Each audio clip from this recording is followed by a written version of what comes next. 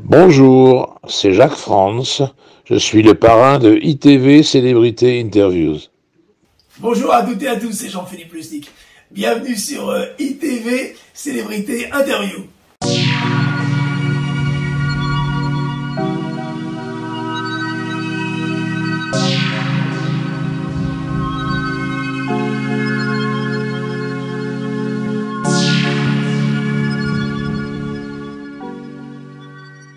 Now, for the thousands in attendance and the millions watching around the world on HBO pay-per-view. Ladies and gentlemen, from Mandalay Bay, Las Vegas, let's get ready to rumble!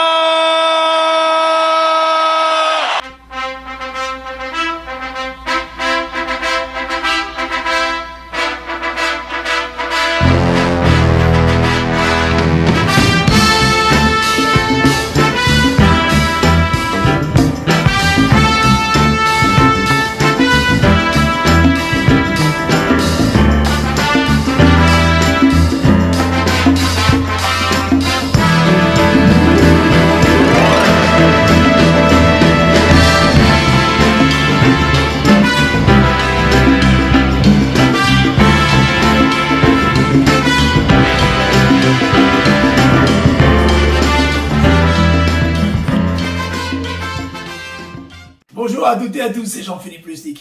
Bienvenue sur ITV Célébrité Interview.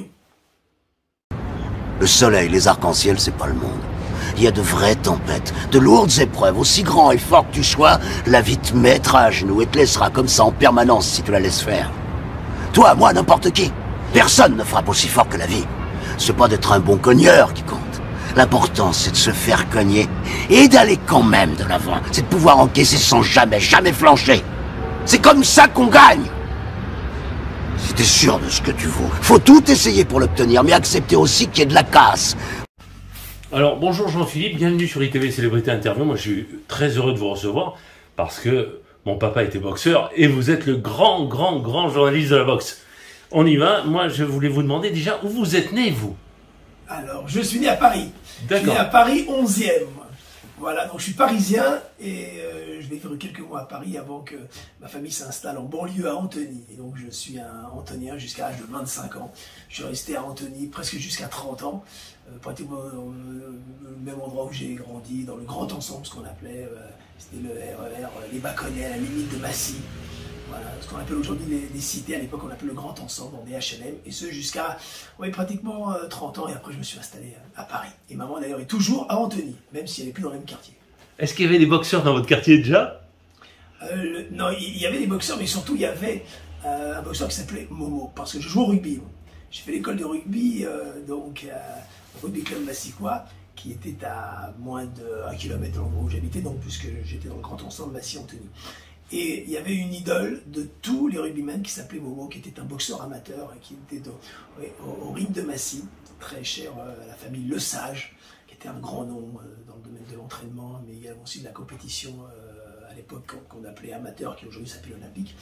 Et donc on était derrière lui. Moi j'ai fait l'école de rugby, j'avais 8 ans, 9 ans, 10 ans, on était fascinés par ça. C'était génial. Donc il y avait quelque chose qui m'attirait, mais la passion que j'ai pour la boxe vient de mon papa. Parce que papa a boxé à l'armée et qui a toujours une transmission, vous savez, par rapport à votre histoire, à votre culture. Et moi, c'est lui qui me l'a transmise et qui m'a accompagné durant toute ma carrière et qui était là dès les débuts, donc quelles que soient les soirées, à 18 ans, au premier combat d'encadrement jusqu'au combat principal.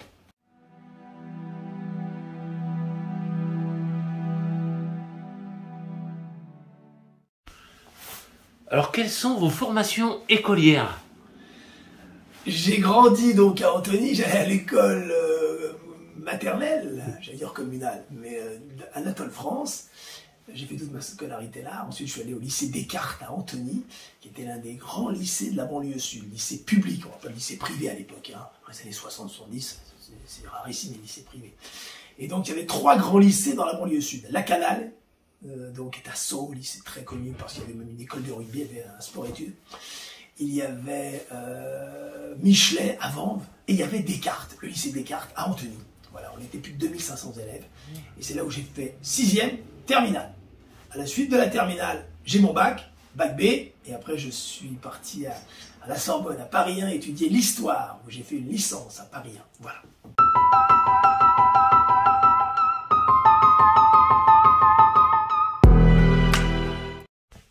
Alors, quelles sont vos formations professionnelles, évidemment? Alors, ma formation professionnelle, moi j'ai un parcours atypique, parce que j'ai toujours voulu être journaliste, ça c'est la vocation qui est en moi, profonde, réelle, dès l'âge de 15 ans, quand j'étais en cours, j'ai toujours voulu être journaliste.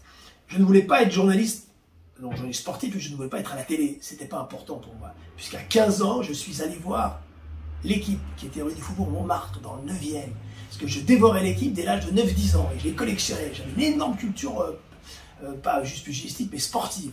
Vous aviez un point commun avec Jean-Paul Belmondo. Ouais, mais c'est vrai que Jean-Paul Belmondo était féru de sport. Alors la boxe, bien sûr, on connaît la carrière, il s'entraînait à la Via Club. Bien sûr. Et puis il était gardien de foot, enfin bon. Mais c'est vrai, le sport coulait dans mes veines, et j'avais pour projet de vie d'être journaliste sportif. Donc je suis allé me présenter rue du Faubourg Montmartre, j'avais 15 ans et demi, à la réception, pour me demander est-ce que je peux faire un stage. Et la réceptionniste m'a regardé en disant mais vous avez rendez-vous, vous connaissez quelqu'un? Je dis pas du tout. Elle dit, vous êtes gentil, mais vous reviendrez. Donc voilà. Et ensuite, j'ai fait des études d'histoire dans l'optique de faire le CFJ, qui est le Centre de formation des journalistes, qui est la grande école, l'école référente dans le milieu du journaliste, c'est ce que j'avais en tête. Et puis, j'en ai un peu marre des études, j'ai eu ma licence, je pensais fort à l'opportunité, je voulais qu'on me donne la chance. Et j'ai été joué au Club Med, j'ai fait 2 saisons, j'ai fait 2 saisons complètes, plus 2 étés, donc j'ai fait 4 saisons au club, j'ai rencontré du monde, ça c'était formidable, donc on est début des années 80, et j'ai réussi à faire un stage au Figaro. Je suis inscrit en maîtrise, donc on est en 1984, je suis en maîtrise à la Sorbonne, 4e année. J'avais déposé mon sujet de maîtrise, mais je suis jamais allé. Bref, et donc j'ai quitté le Club Med, j'ai fait voilà, j'ai passé du temps au Club Med, j'enseignais le tennis, le sport terrestre, enfin bon, j'ai fait des trucs très sympas. Et là, j'ai rencontré un grand reporter qui s'appelait Jacques Le Singe, qui malheureusement est décédé il y a quelques années. Et il voit ma passion, la connaissance que j'ai et l'envie réelle. Il m'a dit, bah, écoute, quand tu quittes le club, appelle-moi, puis si tu veux être stagiaire, au Figaro. Et je suis stagiaire au Figaro pendant 15 jours. Autant vous dire que quand on est au Figaro, stagiaire à l'époque, il y avait 11 journalistes au service des sports du Figaro. Il y avait une pleine page complète.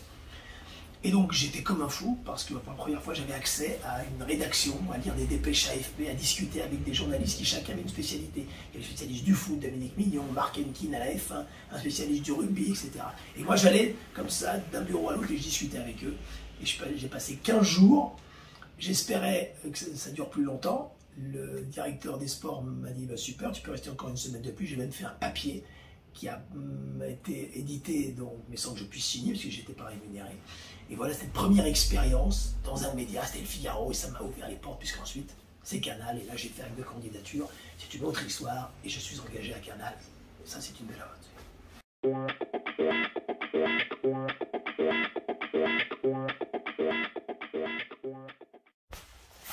Et par contre, est-ce que vous avez enseigné le journalisme après? Dans la foulée? Non, mais pas tout de suite. Pas tout de suite, hein. On est bien d'accord. J'ai enseigné dans une école rue de Liège, dans le même arrondissement, mais il y a quelques années, une quinzaine d'années.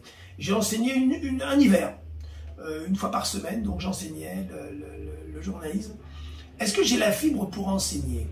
Je ne sais pas. Ce qui est sûr, c'est que j'aime transmettre. C'est tout le paradoxe. C'est-à-dire que j'aime expliquer, transmettre, communiquer. J'aime les masterclass, c'est toute notre forme d'enseignement. J'aime intervenir aussi dans le monde de l'entreprise quand on fait le parallèle avec le sport et bien entendu la compétition et le monde de l'entreprise. Enseigner, tout dépend de la motivation des étudiants. Et donc j'en garde un souvenir, je dirais mitigé. Mitigé voilà, mais je ne me ferme aucune porte. Il y a aujourd'hui une multitude d'écoles, de formations, JRI, journalistes, rédacteurs, etc. Il y a vraiment, à l'époque, c'était plutôt rare. Et aujourd'hui, il y a des possibilités énormes et multiples sur Paris et en province. Vous avez commenté d'autres sports, mais pourquoi la boxe, précisément? Donc, c'est vrai que je n'ai jamais eu l'ambition d'être spécialiste de boxe. J'aime ce sport. Je l'ai pratiqué quand je joue au rugby. J'ai parlé de l'anecdote lorsqu'on allait supporter Momo, le champion du ring de Massy. J'ai mis les gants après, je me suis entraîné quand j'allais à ma porte de la Plaine. Je prenais la leçon avec Bernard d'Ambrosio, qui était un grand entraîneur, notamment Jean-Baptiste Mendy et d'autres. Voilà, Christophe Thiozoli, on a formé beaucoup dans les années 80. Et c'est donc papa qui m'a transmis cette passion. Quand j'entre à Canal, janvier 85, je suis le premier journaliste engagé multi-fonction, multidiscipline. Il y a à l'époque 2 journalistes qui sont Charles Bietri et Roger Zabel, qui sont d'ailleurs tous les 2 co-directeurs. Et moi, on m'engage à la suite d'un casting, par mes connaissances sportives, par la passion qui m'anime et je dirais mon ouverture, parce que j'ai une vraie culture très complète sur le sport. Mais la boxe à ce moment-là à Canal et le foot sont déjà des sports importants. Et donc je vais faire les fiches. Il y avait une émission qui s'appelait Les Chaos de Canal+, qui avait créé Jean-Claude Boutier avec Charles Bietri, donc tous les 2. Et moi je faisais des fiches, j'étais derrière la caméra, dans l'ombre, et je travaillais. Et j'avais ce sport que je connaissais déjà très bien. Et donc rapidement, je me suis spécialisé. Au bout, je dirais, d'un an, 1 an et demi. Mais pendant cette période d'1 an et demi, j'ai fait le rugby, j'ai fait l'athlé, j'étais faire le marathon de New York, j'ai commenté le rugby avec Jean-Pierre Rive, des quarts de finale du championnat de France, je suis allé faire un match du centenaire à Cardiff, avec les Barbarians, enfin, j'ai fait des choses assez extraordinaires. Le basket que je commente avec Georges Eddy aussi, le fameux championnat de la NBA, donc la NBA, comme on dit en français, avec Michael Jordan, que tout le monde découvrait. Donc voilà, donc j'ai vraiment touché à plein de choses, mais je suis vite spécialisé dans la boxe qui après me prenait un temps fou, puisque je présentais, je produisais, j'organisais, je travaillais sur le contenu des Chaos de Canal+, qui était une émission hebdomadaire.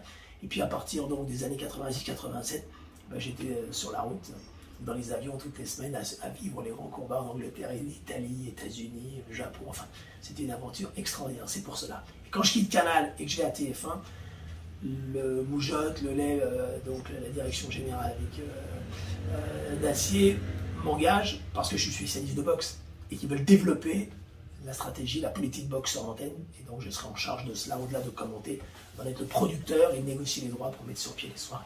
Voilà.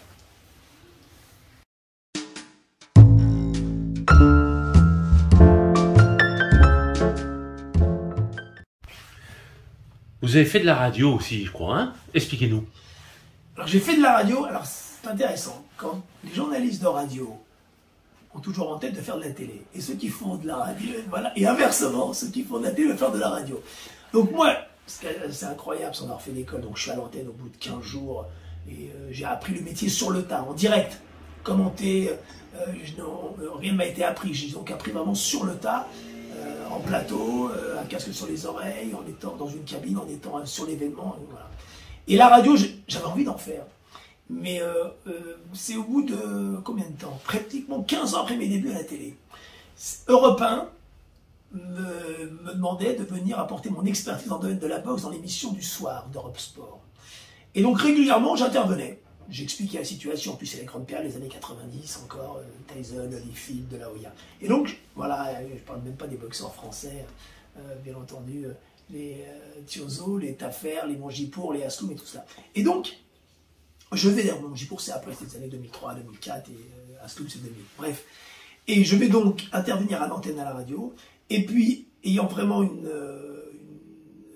l'envie d'aller plus loin, Eugène Sacomano, qui était directeur des sports, le grande voix d'Europe 1 et grand spécialiste du foot, avec cette faconde qu'il avait s'exprimer, hein, cet accent très savoureux, me dit, parce qu'il savait donc, que j'adorais le sport et que j'avais une culture générale, est-ce que tu pourrais animer Europe Sport?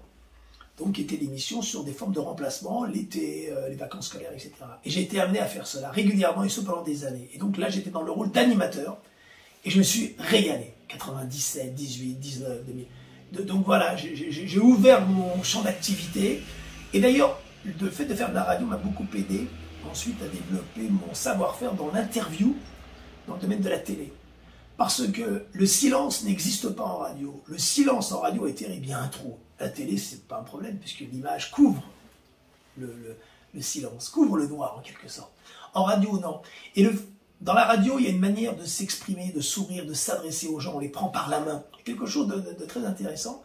Et lorsque j'ai monté ma boîte de production, fin des années 90, début des années 2000, pour produire des documentaires, j'avais signé des contrats avec Marie-Jo Pérec, avec Amélie Mauresmo, pour être leur partenaire audiovisuel exclusif. Ça m'a permis, la radio... Excuse-moi, qui s'appelait? Donc cette société s'appelle toujours Quelle Image, elle existe, j'ai fait des documentaires sur les Jeux Olympiques. Depuis 20 ans, je continue à produire sous forme où je suis auteur, où je suis producteur ou réalisateur. Donc, J'adore faire d'autres choses que d'être juste sur la boxe, bien sûr. Et le fait d'avoir fait de la radio m'a permis, je pense, d'être encore plus à l'écoute, d'améliorer encore ses capacités d'intervieweur. Donc c'est complémentaire, c'est un média formidable. Voilà, on laisse beaucoup d'énergie, parce que c'est le direct, mais c'est super, c'est vraiment chouette.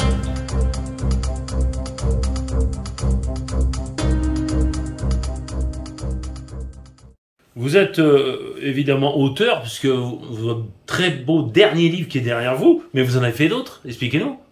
Ouais, c'est dans la continuité de ce que j'ai fait. Mon premier livre date de 90, je suis à Canal, qui était donc c'est un livre un peu encyclopédique dans le cadre d'une collection avec Jean-Claude, la boxe.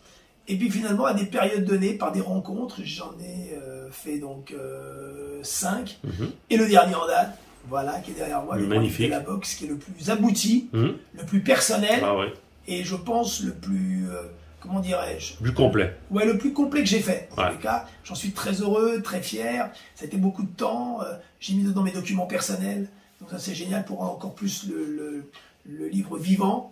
Parce que je suis à la fois collectionneur, et puis j'ai fait les ventes aux enchères, et puis de tous les grands combats que j'ai commentés, j'ai gardé les programmes, les affiches, des casquettes, des t-shirts. Donc dans ce livre-là, j'ai mis de ma personne encore plus, et j'en suis très heureux. Il fait 2 kilos, ça fait maintenant 3 ans qu'il est vendu, et ça se passe bien. Donc l'éditeur Marabout a fait un super boulot de maquette, on a fait de ce jaune-là, noir, on est sorti du code du rouge de la boxe. Non, c'est un vrai bel ouvrage, ça fait plaisir, et puis il y a tellement de beaux retours, et des gens ont tellement été touchés. C'est génial. Quand on commente la boxe, quand on la vibre comme je la vis, puisque je suis aussi, j'étais producteur, de matchmaker, ce qu'on appelle, et organisateur d'événements de boxe, le livre, c'est aussi la continuité de ce qu'on fait. Je pense que voilà, on a une vision globale, et puis c'est des choses qui restent, hein. C'est chouette, voilà. Pourquoi Tyson, d'ailleurs, sur la couverture, c'est vraiment votre boxeur préféré? Non, vous nous avez dit Thomas Hearns, mais en lourd, peut-être. Non, mais Tyson, j'ai fait toute sa carrière. C'est-à-dire que moi, Tyson, il est champion du monde 86 en novembre, mais j'y suis pas. À partir de 87, je vais commenter tous ses combats, et je vais assister même à son dernier combat en 2005, que je vais commenter à l'époque au Machine Sport. Donc... Est-ce qu'il est gentil, cet homme? Oui, hein? mais Tyson, c'est quelqu'un de... Il a du cœur. Ouais, d'incroyable. Ouais. Il y a la bête, il y a le boxeur effrayant qu'il ne sera plus, parce qu'il n'a été que 6 ans. À mon sens, Tyson, c'est 6 saisons, c'est 85-90, jusqu'à la défaite devant Douglas. Derrière, ça ne sera plus jamais le même. D'accord. Plus jamais le même. Mais oui, avec cette voix fluette, que je l'ai rencontré très souvent. J'ai allé le voir à l'entraînement, à Catskills à l'époque, je s'entraînait dans le nord de New York, là. Donc c'est quelqu'un, oui, c'est le plus fascinant. Et lorsqu'on fait cette une-là, Tyson parle, et puis ce combat-là devant Spinks, quand il est mis au tapis, c'est quand même un combat qui s'appelait Une fois pour toutes, Once and for All en anglais. C'était le 27 juin 88, et Spinks, qui était censé être l'adversaire à ce moment-là, le plus dur, le plus compliqué, celui qui pourrait poser problème à Tyson, a été laminé, déchiqueté, et les termes ne sont pas trop forts, en 91 secondes par Tyson. C'est le sommet de Tyson. 88, Tyson, c'est dément. Et avec Jean-Claude Boutier, on commentait au bord du ring. D'ailleurs, quand on observe la photo, on nous voit légèrement en flou, on est au 2e rang, sur la droite, mais bon, c'est pas grave. Et on disait toujours avec Jean-Claude que les bruits donnés par Tyson n'ont pas le même impact. Ouais, le même impact, et les bruits n'ont pas, justement, c'est pas le même bruit que les autres. Il y a quelque chose de dément, et les boxeurs, j'en ai commenté des milliers de matchs, mais jamais dans ma carrière, je n'ai vu un boxeur avoir un tel impact psychologique, faire autant peur à son adversaire, et que celui-ci perde ses moyens avant le premier coup de monde. Ça n'existe pas. C'est ça qui est dément, dans le Tyson de ces 5 années.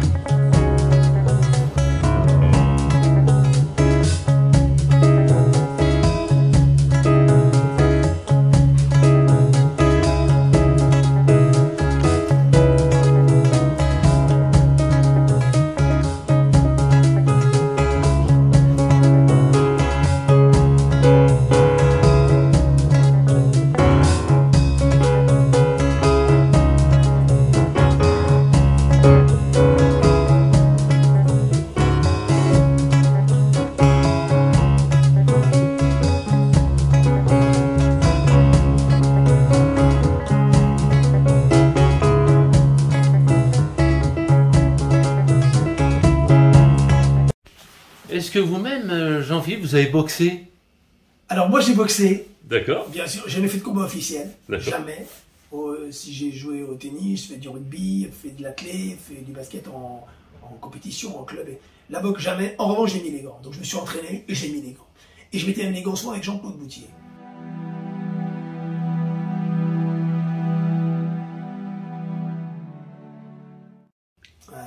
Je mettais les gants. Et je pense que pour commenter ce sport, il faut le sentir, le respirer, partager ces moments-là. On ne commande pas la boxe de façon distante. C'est un sport très particulier qui nécessite qu'on soit immergé dans cet univers. Sentir, voir, partager, c'est vraiment des... C'est pas des mots en l'air. Hein. Et commenter, et bien commenter la boxe, c'est ressentir ce sport. Et pour bien se rendre compte que ce sport est si particulier, moi qui ai eu la chance de commenter tous les sports et tous les types d'événements dans les plus grandes compétitions, on est rarement, pour ne pas dire jamais, aussi proche qu'un journaliste de boxe qui commente au bord du ring. Ça n'existe pas. On commande du rugby, on est dans un stade. On commande de l'athlétisme dans un stade. Le tennis à Roland-Garros, je l'avais fait moi pour TPS, je commentais, c'était génial. Mais on est dans le stade de Roland-Garros, mais on est distant de l'événement, on est distant de l'effort physique, on est distant de ce qui se passe. Donc on va faire passer des émotions. Mais quand on est journaliste, commentateur, on est, comme je l'ai été pendant très longtemps, et je suis encore aujourd'hui, toujours témoin des plus grands combats et au bord du ring, on peut, à quelques mètres du boxeur, ressentir, voir des choses uniques et de faire partager cela. Et le fait donc de commenter ce sport-là aussi proche, parce que même le judo, le judo, j'avais commenté au Good William du judo, on était à 30 mètres du tatami, 35 mètres du tatami. C'est loin, c'est à la fois proche et loin. Mais la boxe, c'est à quelques mètres. Quand moi je commentais Tyson Spinks, Tyson Douglas, je suis à 3 mètres du ring. 2 mètres. Je parle même pas des soirées en France ou en Europe où j'étais à 1 mètre, où je pouvais toucher les chaussures des boxeurs. Donc c'est en cela, c'est la nature de ce sport qui fait que c'est très particulier. Donc son investissement pour bien commenter doit être total. On doit autant s'investir que le boxeur s'investit. À mon sens, pour être légitime, crédible et respecté. Mais quand on fait ce métier, on le fait par passion, donc on ne pense pas à tout cela. C'est-à-dire qu'on se donne à fond, comme un champion, il se donne à fond. Et je considère qu'on doit se donner autant à fond. Donc moi, quand je commente un match de boxe, je suis, sauf que je ne prends pas de coups, donc c'est moins dangereux, mais je suis autant épuisé, j'ai autant donné qu'un boxeur sur le ring. Vous avez côtoyé énormément de sportifs. Quels sont vos meilleurs souvenirs? On va pas en dire des millions, mais... J'ai de nombreux souvenirs merveilleux. Quand on fait ce métier, c'est un privilège, hein, quelque part, je dis toujours.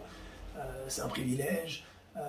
Donc, il y a énormément de gens. Alors, dans le domaine de la boxe, si je parle du domaine de la boxe, moi je suis toujours lié, de façon proche et un peu, oui, je peux le dire privilégié, avec Don King et Bob Arum.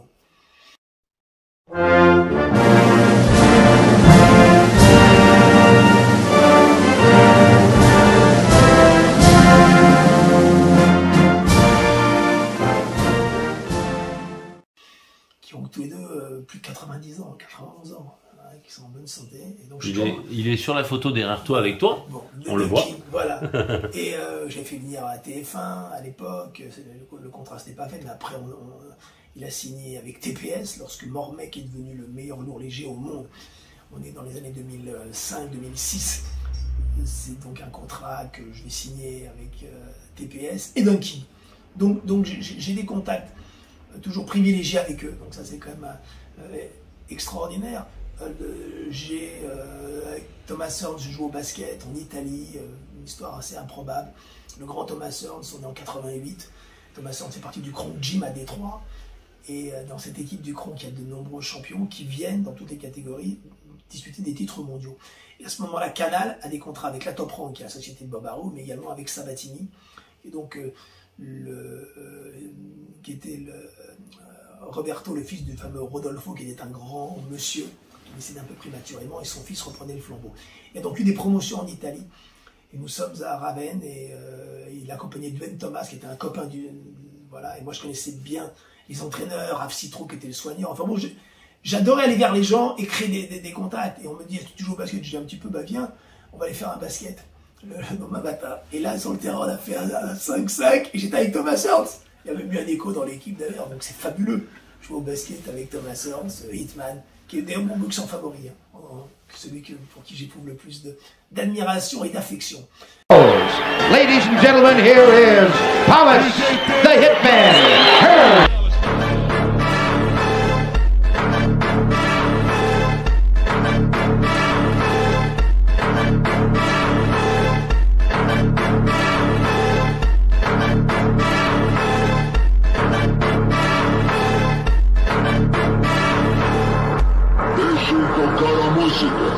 Novinha, fica de quatro que hoje eu vou te comer. Novinha, fica. Donc voilà, après j'ai des moments extraordinaires. Michael Jordan.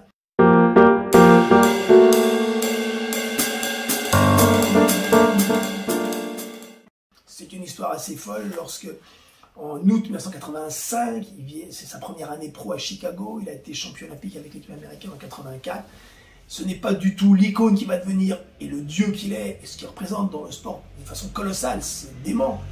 On commente avec Georges Eddy tous les matchs de basket des Chicago Bulls où il a signé. Donc c'est sa première année. Et puis en août 85, il vient faire des photos à Paris. L'histoire est folle. 22 août 1985, Georges Eddy qui commente le basket, comme vous le savez tous. Georges est aux États-Unis parce qu'il retrouve ses parents qui étaient notamment installés en Floride, comme tous les étés. Et à l'époque, Luc Laurent est un copain de chez Nike, qui est le directeur de promotion. Il m'appelle, il me dit la veille, écoute, il y a Michael Jordan qui est à Paris, est-ce que tu veux venir, on va faire un shooting photo. Je dis oui, bien sûr. On fait le shooting photo, place du Trocadéro. Il y a ce jour-là, un matin vers 11h, il y a le photographe, il y a quelqu'un qui accompagne Michael Jordan, Luc et moi, c'est tout. Les gens autour ne savent pas qui est Michael Jordan en 1985. Il est en survêtement, il dégage, il est né de 63, il a donc 22 ans, et on fait une séance photo. Et on passe du temps, ça se passe très bien, moi j'assiste à ça, quelques badauds regardent ce qui se passe. À l'issue de cette séance photo, il me propose, Jean-Philippe, on va manger, tu viens avec nous? J'avais grand plaisir, on va où? On va au Fouquet's, Champs-Élysées. Clac, on va déjeuner au Fouquet's, tous les 5, avec Jordan. À l'époque, il n'y a pas d'appareil photo, il n'y a pas de selfie, de ces choses-là, ni de réseaux sociaux. Et ce qui va se passer, donc, c'est que l'on déjeune, on passe 2 heures à table extraordinaire à échanger, on parle de Paris, de la vie, première fois qu'il vient. Et je lui dis, mais ce soir, qu'est-ce que tu fais? Il me dit, je suis libre. Écoute, donc, parce qu'il y a une émission que présente Michel Denisot, je lui explique, une émission qui s'appelle Zénith, en direct à 19h. Je lui dis, attends, ne bouge pas. Je sors du restaurant, j'appelle, parce qu'on n'a pas de portable en 85, j'appelle Denisot, j'appelle le bureau à Canal+, on était rue Olivier de Serre, et je lui dis, tu connais Michael Jordan? Il me dit, ah oui, vous en parlez avec Georges Eddy, le grand espoir du basket, là. Écoute, il est à Paris, tu veux qu'il vienne ce soir? Ah oui, bonne idée, j'ai Coluche. Et donc, à 19h20, Michael Jordan, il y a des photos qui aujourd'hui circulent. Je l'ai d'ailleurs chez moi, la photo. C'est cette photo incroyable. Denisot, Michael Jordan, Coluche et moi. Et j'étais, ce jour-là, sur la photo, c'est assez marrant, en chemise-cravate, parce que toute la journée, j'avais été en polo Nike, et que je voulais être présentable. Donc, j'avais demandé à un copain qui était au service commercial de Canal de me prêter sa chemise et sa cravate. Et on est en direct, voilà. Et pour terminer avec cette anecdote qui est assez extraordinaire, puisqu'après il va devenir intouchable, hein, c'est-à-dire que contacter Jordan, c'est 12 agents, c'est 2 ans d'attente, enfin voilà. Il y aura des émeutes quand il va venir à Paris à la Salle Chapter en 87, après il va venir à Bercy, enfin c'est un truc dément. Il se souviendra de cette anecdote lorsque je suis à TF1 et que je vais commenter les Jeux de Barcelone pour TF1, puisque je vais faire plusieurs Jeux Olympiques pour TF1, et je suis avec Jacques Monclar, et nous sommes... on a été assisté dans le sud à l'entraînement de la Dream Team qui va régner et qui va marquer. Le mot Dream Team est passé après dans le langage commun, mais la vraie Dream Team, c'est l'équipe de basket de 92 aux États-Unis. C'est ça la Dream Team. Et Jordan, que je vais revoir là à l'entraînement, les 2 mois avant les Jeux, va se souvenir de cette anecdote.